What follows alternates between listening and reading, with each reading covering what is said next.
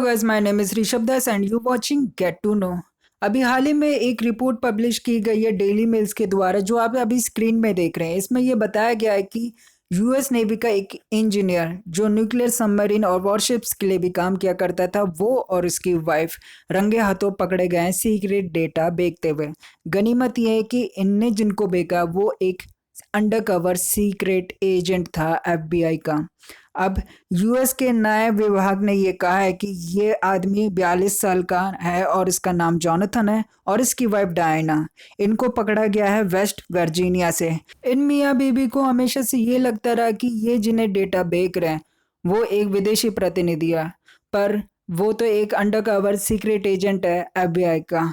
अब इनके ऊपर परमाणु ऊर्जा अधिनियम के द्वारा एक उल्लंघन दर्ज कर लिया गया है और डेली मेल्स के द्वारा ये रिपोर्ट में बताया गया कि ये करीब 1 साल से चल रहा था, जबकि 1 साल में ये बहुत कुछ कर सकते थे, परंतु एफबीआई के एजेंट के द्वारा ये इन्हें ही डेटा बेच रहे थे।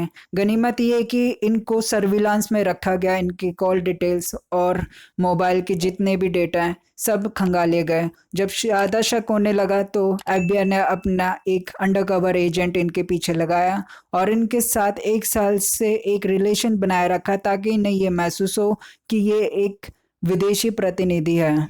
अब आप इन दोनों मियाँ बीवी का दिमाग देखें। इनको जो सीक्रेट डेटा बेचना था, इनने एक इनक्रिप्टेड मेमोरी में फाइल को सेव करके एक बबल गम के पैकेट में डालकर उस एजेंट को दिया। हालांकि मतलब उन्हें पता नहीं था कि वो एक एजेंट है। अब क्या हुआ, बदले में इनने डिमांड की कि हमें $70,000 क्रिप्टो करेंसी में चाहिए। जब ये दोनों आदान प्रदान हुआ तो इन मियाँ बीबी को मायके ले जाया गया, यानी कि जेल में ले जाया गया। और फिर इसके बाद इन दोनों से पूछताछ की जा रही है कि क्या इन्हें पास्ट में भी कोई सीक्रेट डेटा बेचा है या नहीं।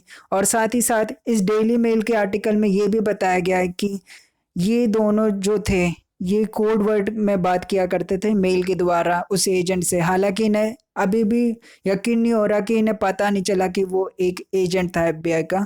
और इस रिपोर्ट में बताया भी गया है कि ये 15 सालों से न्यूक्लियर सबमरीन के प्रोजेक्ट में काम कर रहा था।